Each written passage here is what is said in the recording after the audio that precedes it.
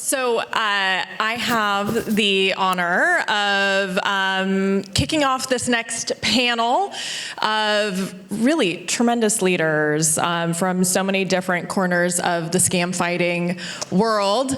I, again, am Abigail Bishop. I lead our external relations work worldwide on scam prevention.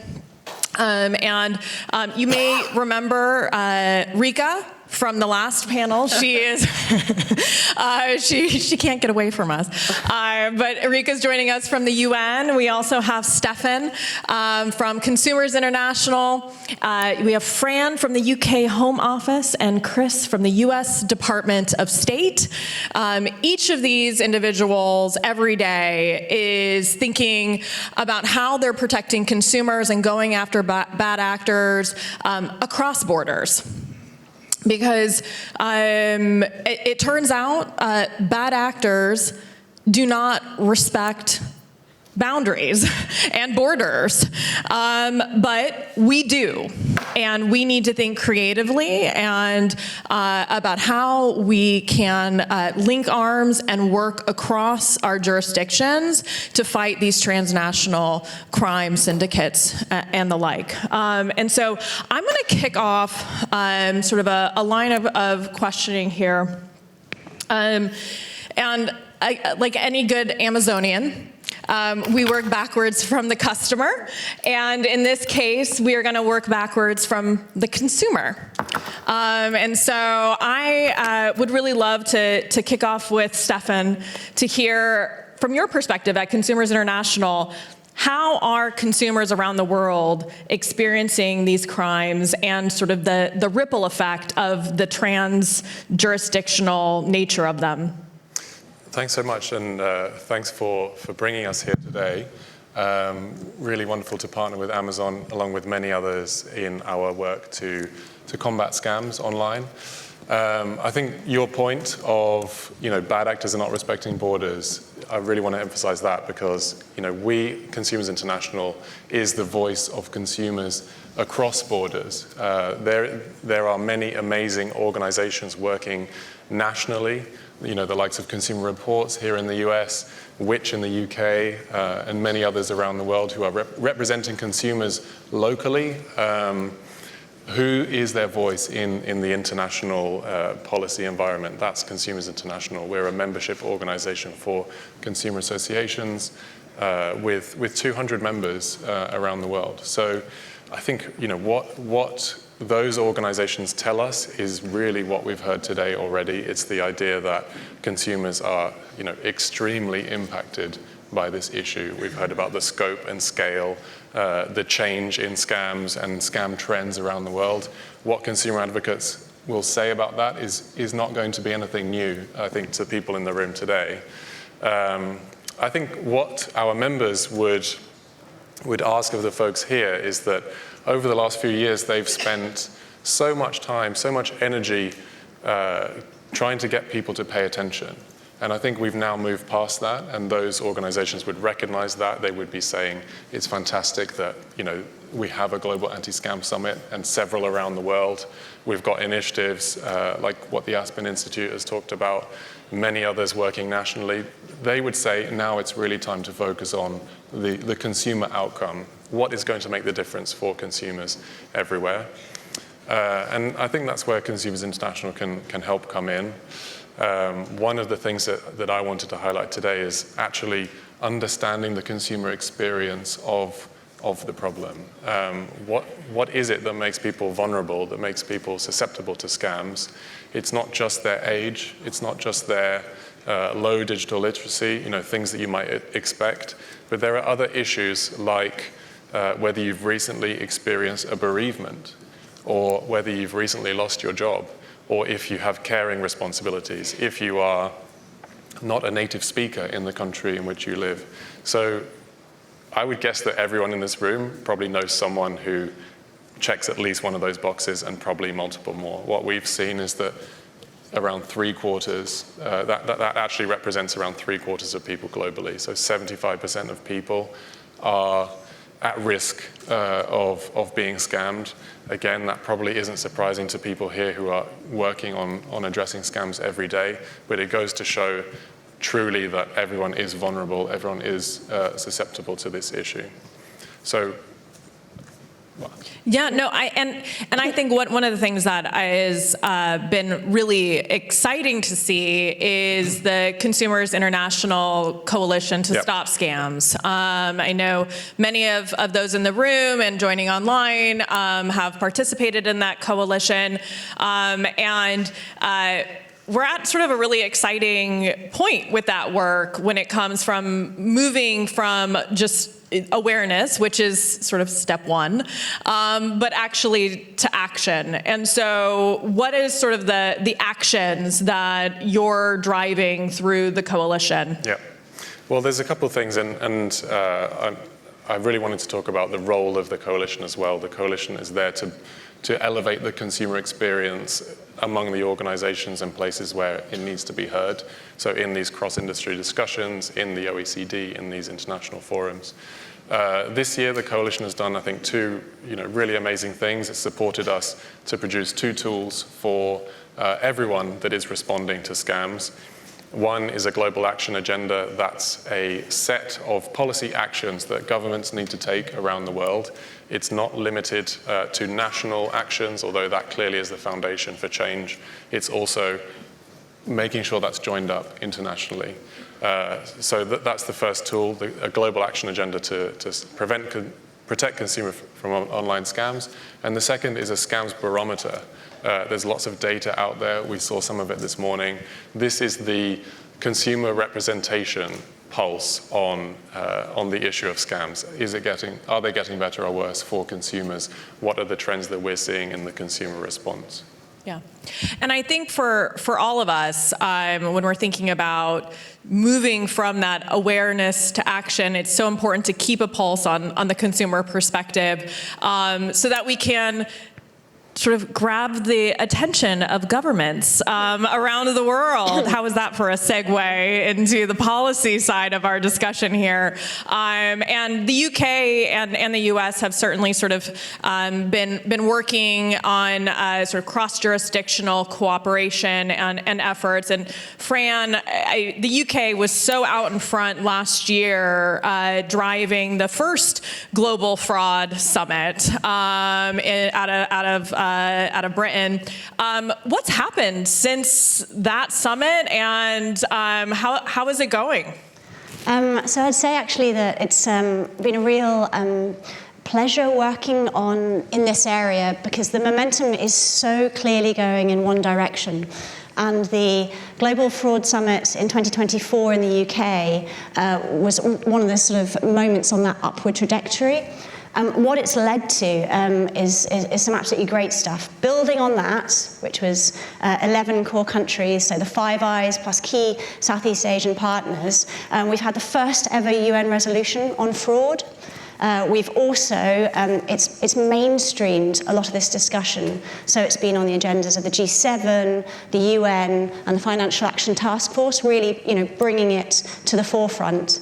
And I'd say that kind of an indication of the momentum that we're seeing, in March of next year will be the Global Fraud Summit, hosted by the UNODC and Interpol for all UN countries. And these are not talking shops. There are moments where countries sign up to call to actions. And that Global Fraud Summit in March, really importantly, is not just countries working together and collaborating. It is far broader. It's a big private-public partnership event. It's really bringing all the community, everyone here, together behind agreements and frameworks, which will carry on with this upward trend. And Chris, in your role at the U.S. Department of State, would love for you to share with the audience here the type of work that your team leads in fighting cross-border crime, and what are some of the challenges that you're experiencing day in and day out of navigating that work? Thank you. I guess you can hear me. So I'd love to hear how many people have actually heard of INL, the International Narcotics and Law Enforcement Bureau. That's great. I mean, we work very closely with the private sector on a lot of things, including the Prevent Alliance, which is actually working with different social media companies related to blocking use of those platforms for narcotics trafficking. But I definitely agree with Fran that the momentum is moving in the positive direction. I think you probably heard from Judge Pirro this morning about everything that the U.S. government is really trying to do in this area.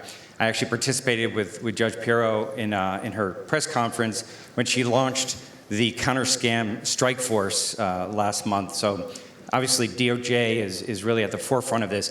So the State Department, what INL does is, our top priority is to counter transnational criminal organizations. We use, for the U.S. citizens out there, we use a small percentage of your tax money as foreign assistance to achieve a couple of things. One, we enable U.S. law enforcement to work overseas. Right? Second, we enable our partner law enforcement, our partners in law enforcement around the world to be able to engage with U.S. law enforcement so that we build their capabilities to engage with U.S. law enforcement so we can go after these criminal organizations and the criminals themselves. And then we use our diplomatic persuasive powers, working bilaterally, regionally, and multilaterally to try to achieve or fulfill this mission. With transnational criminal organizations which are behind the scam, all these scam centers, a lot of them in Southeast Asia in particular are run by the Chinese triads. We are working to disrupt them, to degrade them, and to dismantle them. And we're working across the interagency and with our international partners to do so. So there are many challenges. I mean, it's no mystery that many of these organizations that are operating in countries where they have low capacity, especially in the law enforcement area. So building partner capacity is certainly one of the priorities that all of us have so that these countries can actually start to enforce their laws. A second one is that many of these countries don't have the appropriate legal regimes. And not only they might not have a legal regime within their own country, but it may be a different legal regime than those of their partners in the region. So we are working bilaterally with countries to help them fortify their legal regimes, and then we work through organizations such as the UN, working with UNODC, ASEAN, to try to have some comprehensive approach so that we can all get at it at the same time. I have to highlight that corruption is certainly a serious problem, and there's so much financing out there, so much illicit finance, that if overcoming the lure of corrupt payments is very difficult. So in many of the countries where we're operating, corruption is one of the main impediments, and that's why getting after the money is a key issue. Financial Action Task Force is one of the organizations that we work with very closely, and so countering illicit finance is probably one of our top priorities. You said this is a challenge, but you described it as if it was easy to do and very clean and straightforward. I would love, Chris, if you could just double tap into, what does capacity building and supporting capacity building in other countries look like, who is the best country to work with and why? No, just kidding. That last question is not real. But truly, what does capacity building actually look like in brass tacks? Yeah, and actually there's been a lot of evolution under the new administration on capacity building, because really we're taking an America First approach of advancing U.S. national security interests. So when we look at working with other countries, we approach it a couple different ways. One, we have a number of interagency law enforcement partners, FBI, HSI, CBP, DEA. We enable those because they don't have foreign assistance authorities. Sometimes we enable them to travel overseas and provide it's sort of like a mentoring type of capacity building. Sometimes they're able to travel by themselves, but then we're the ones that help enable getting either one countries or maybe multi-country together to engage with U.S. law enforcement, learn best practices. We often work on getting new systems so that they can improve their forensic work, their digital forensic work. And then other things that we do is we often work through the United Nations or other partners like UNODC, where they would go overseas and engage in longer-term, consistent, on-the-ground mentoring, guiding, and building capabilities of our law enforcement partners so that they can then have the same level of capability that they can actually engage with U.S. law enforcement. Because in a number of these countries, Southeast Asia, Cambodia, Laos, and Myanmar, the level of capacity in the police forces is not so great that even interacting with the FBI is going to be a challenge for them, right? On the judicial side, and we often work with UNODC and other partners on this, you know, if you don't have capable judges, you don't have capable prosecutors that don't even, or you don't have legal regimes that allow for prosecution of these types of crimes, you know, then it's going to be complicated for us to actually make any headway. So we will work with in the criminal justice area to try to help build, you know, improve their legal regimes, and often even just directly train judges and prosecutors. Yeah, no, thank you for that. And it is even more so underlining the importance of the UN's role. And the UN has really taken on this challenge head on with the upcoming summit. For those who are interested in participating, I think applications are due in a week's time-ish, December 12th. But Riikka, would love to hear kind of what your latest thinking is at the UNODC in terms of public-private partnerships and why this is so important. Thank you. So yeah, we heard a lot about the summit from Fran, and UK is a major contributor to that. So thank you for that. And also Gaza contributed. So thank you, Gaza, as well for that support. And there will be two major outcomes. One, the call to action that Fran mentioned, and one, this global PPP framework. And that global PPP framework, the idea is really to bring everybody around the table. Chris mentioned, you know, the challenges we face in the developing countries, and the developing world is really our primary target group.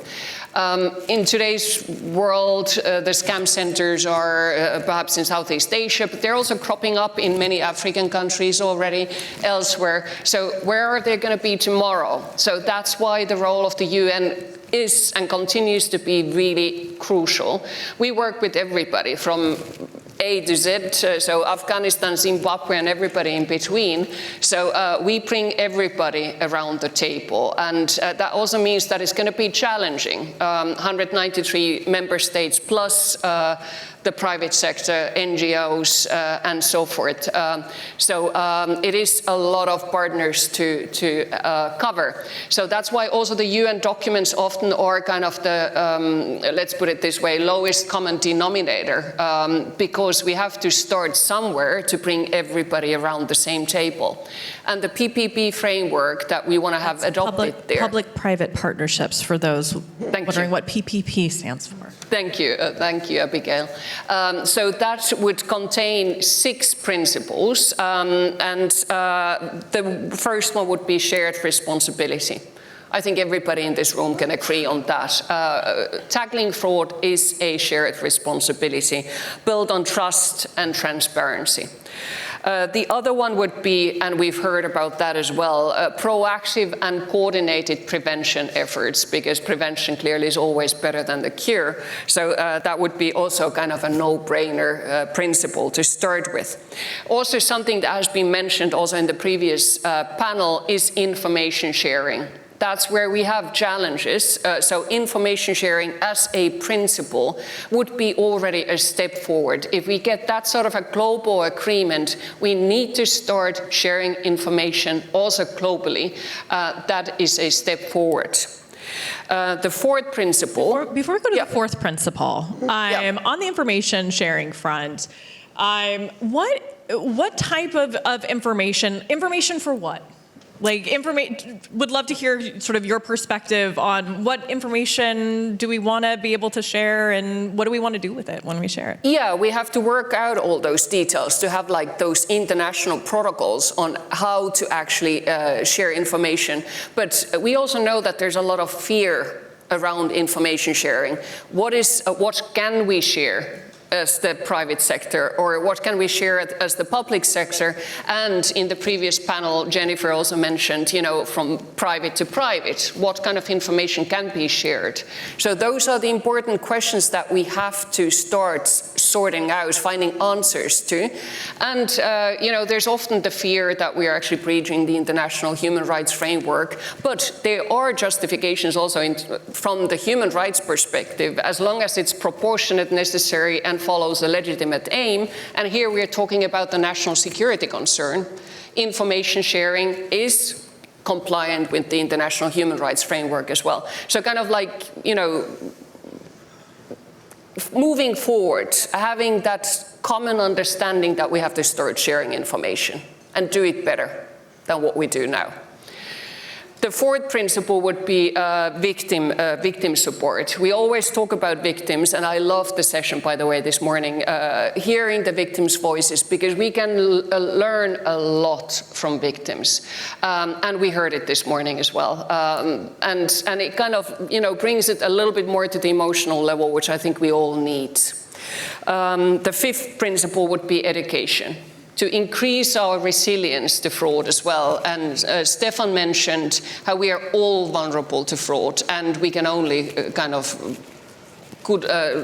second that statement, because we all are. And we heard how sophisticated those organized criminal groups have become. So we are all in vulnerable situations in different stages of life and time.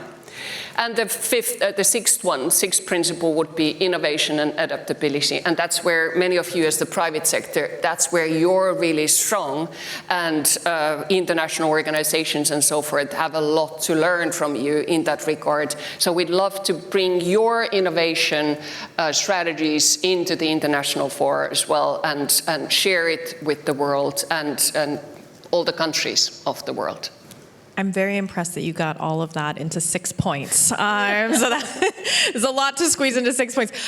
You know, across those, as you were saying, the sort of shared responsibility and some of the others, that thankfully, I think we are moving in that direction very willingly. What is the area across those 6 sort of pieces where you think we're going to maybe have some of the stickier challenges moving forward, and we need to be sort of nimble and responsive and put our listening ears on to one another as we go forward?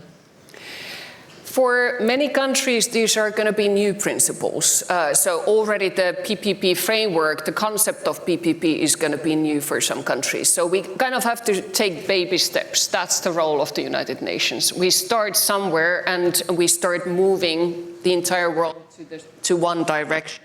And that's going to be, okay, I think I lost my mic. Thank you.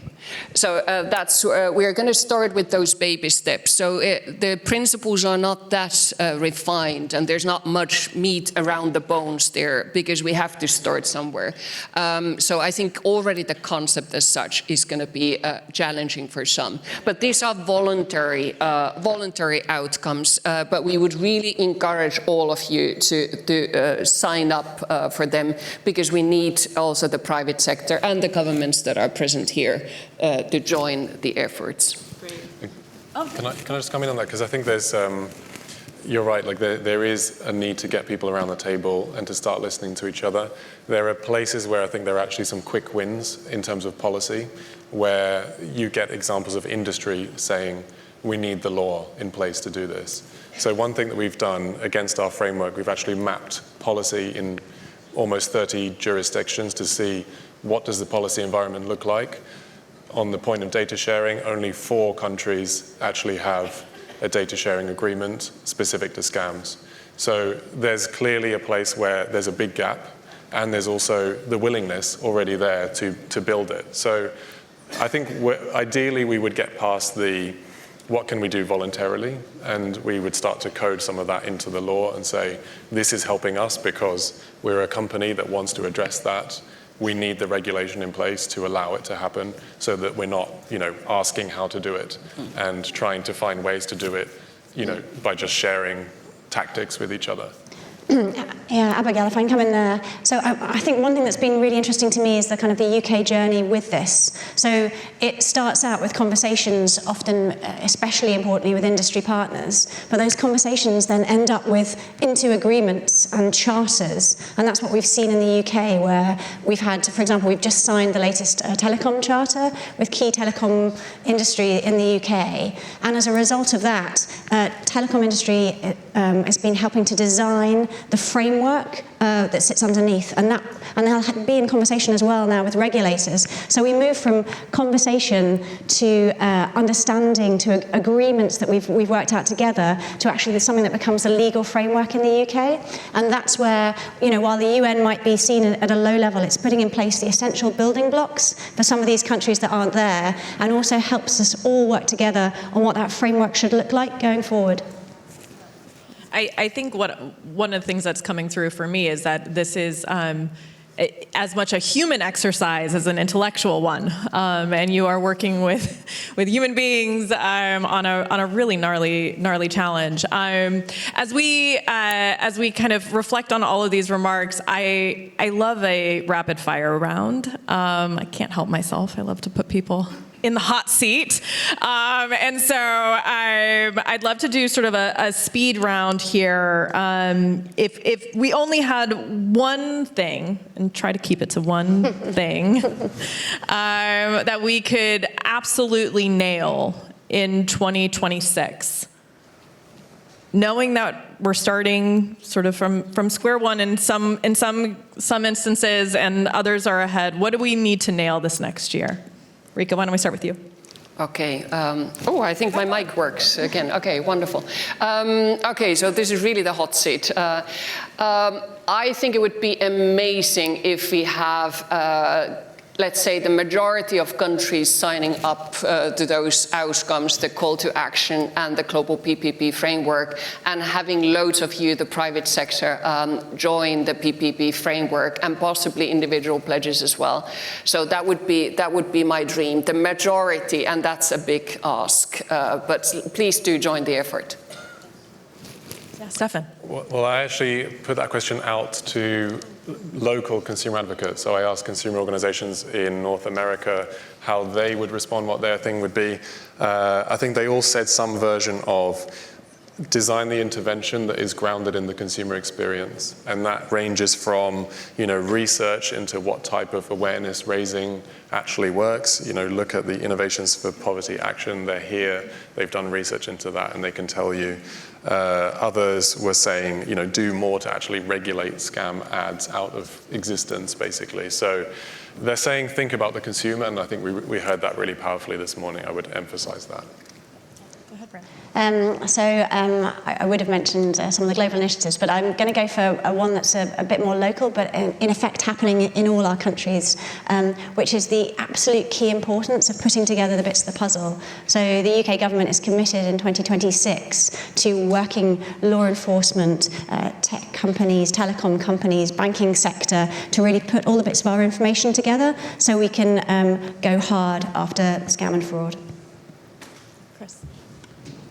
Well, I was going to say information sharing, awareness, and basically what Fran said as well. So, but I do want to highlight. I'm sure in other panels it was talked about that there are two sets of victims with this with scam centers, and obviously the victims of the scams, but the people who are trafficked into the scam centers. That's something that we're very focused on within the State Department and broader U.S. government. So, I think sharing information and all of us working together, I think, is a critical component. And please come up to me and introduce yourself, and so we can start to collaborate. So instead, I will say, and not being speedy, that I think since we have created the DOJ-led interagency counter-scam strike force, I think really making some significant strides over the next year to degrade and disrupt the criminal organizations that are behind a lot of these scams, and getting the law enforcement partners in the critical countries in Southeast Asia, West Africa, and even in the Americas to really buy onto this and from a law enforcement perspective start to take down these organizations. Thank you. I think going back to what Riikka shared earlier, I'm really hopeful that we're able to see a 2026 filled with cross-border speed dial phone a friends for governments and consumer orgs and private sector stakeholders as well. So thank you all, and thank you to our panelists for being here. Thank you. Thank you.